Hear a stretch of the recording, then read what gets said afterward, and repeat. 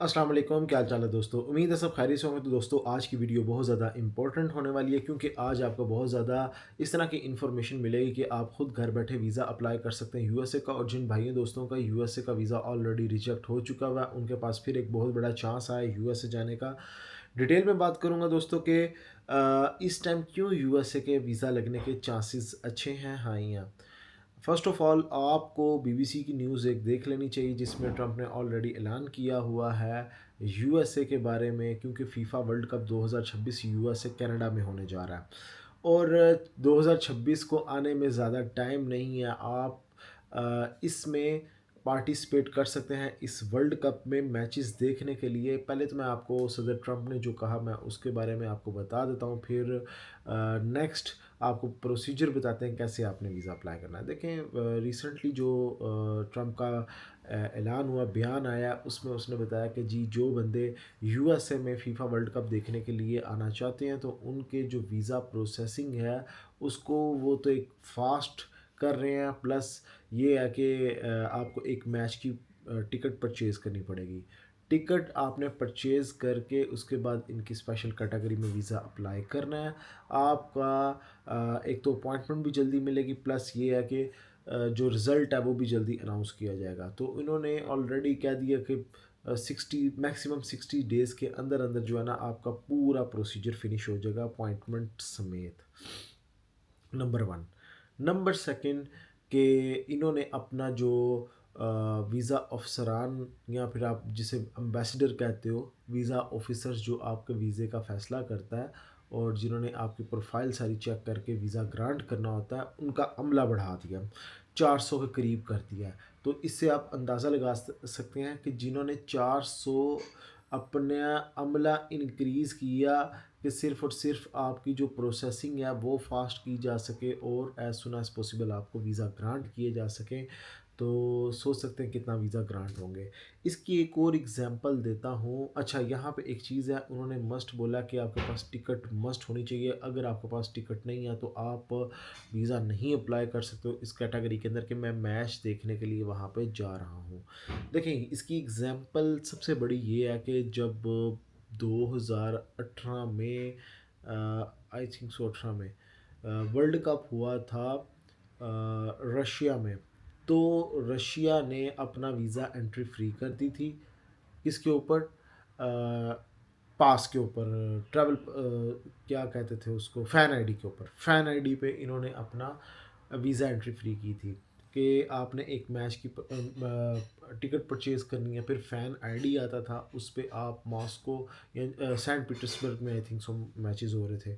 तो उसमें आपको एंट्री विदाउट वीज़ा मिल रही थी। प्लस ये था कि जो बंदे फ़ैन आईडी पे रशिया गए हुए थे, बेलारूस जो कि यूरोप का कंट्री है, उसने भी अपनी एंट्री फ्री कर दी थी कि जी आप जो लोग मैचेस देखने के लिए रशिया में आए हुए हैं तो आपको यहाँ पे एंट्री मिल जाएगी बेलारूस में। तो बहुत सारी दुनिया, बहुत सारे लोग तब गए थे वहाँ पे मैचेस देखने के लिए। मैच का तो एक बहाना था कि बस वीज़ा मिल जाए हम वहाँ पे एक्सप्लोर करके आ जाएं। तो एक अच्छा साइन था, एक अच्छा बड़ा चांस था, क्योंकि आपको पता है कि रशिया उसका वीज़ा काफ़ी एक्सपेंसिव जाता है और रशिया इतनी आसानी से एंट्री भी नहीं देता था। तो जिन लोगों ने फ़ैन आईडी पे गए उन्होंने मौजें ली। इसी तरह जो अब अमेरिका है, अमेरिका भी उसी तर्ज को देखते हुए उन्होंने वीज़ा पॉलिसीज़ में थोड़ी नरमी की है कि हमारे कंट्री में लोग आएँ। रीज़न रशिया की ये थी कि हमारे पास जो दुनिया आएगी वो मैच देखेगी, उनके कंट्री के अंदर टूरिज़्म भी एक तो ज़्यादा आएगा, प्लस ये है कि पैसा बनेगा। तो वही चीज़ हुई, उनके कंट्री में लोग गए, पैसा लगा के गए ना, हर चीज़ हुई। तो इसी तरह अमेरिका का भी, लेकिन अमेरिका वहाँ पे लोग सेटलमेंट करते हैं तो इस वजह से उन्होंने अपनी वीज़ा पॉलिसीज़ में थोड़ी नरमी तो की है, लेकिन इंटरव्यू ज़रूर होगा। इंटरव्यू भी होगा, आपको उसी तरीके से ट्रीट किया जाएगा जैसे पहले ही ट्रीट करते थे, लेकिन बस वीज़ा पॉलिसीज़ में थोड़ी सी नरमी रखेंगे ये।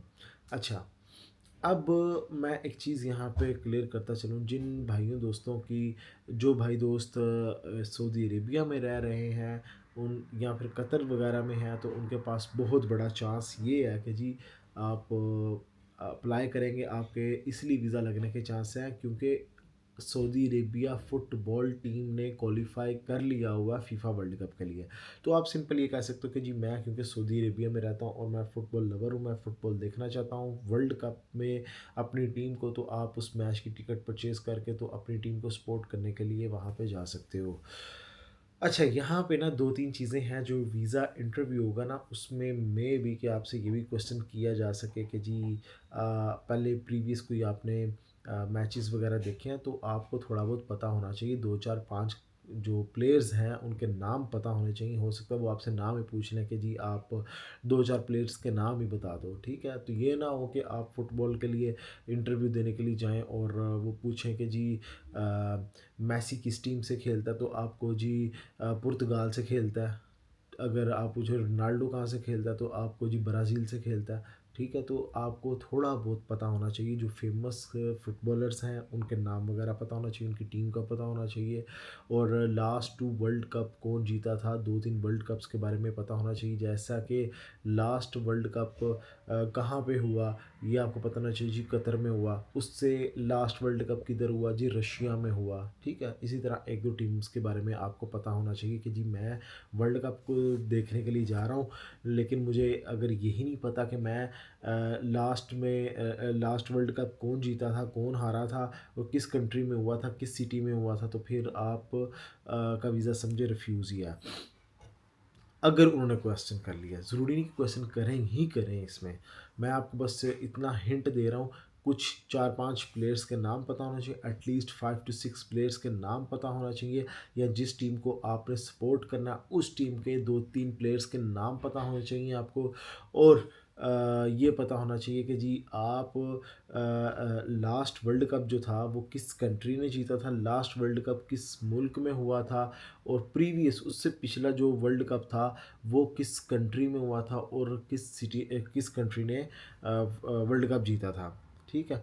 और अगर आपसे पूछ लें कि जी आपने कोई मैचेस वगैरह देखे तो आप सऊदी अरेबिया में हो तो वहाँ फुटबॉल होता ही रहता है, तो कहीं भी हो, तो आप कह सकते हो कि जी मैं यहाँ पे देखता रहा हूँ वर्ल्ड कप।